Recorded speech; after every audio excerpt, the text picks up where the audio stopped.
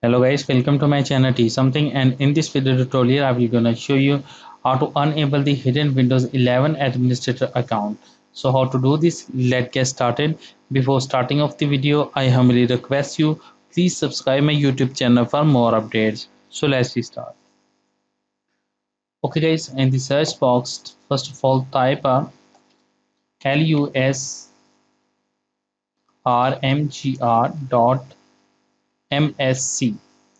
After doing this step, open it.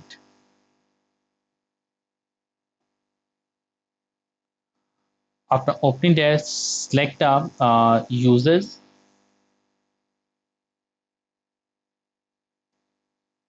select the administrator, right click, go to your properties and uncheck it. Account is disabled. So uncheck it, click on apply, click on OK button. After doing this step, select the administrator, right click on set and password, click on proceed, set your password, confirm your password, click on OK button and close it.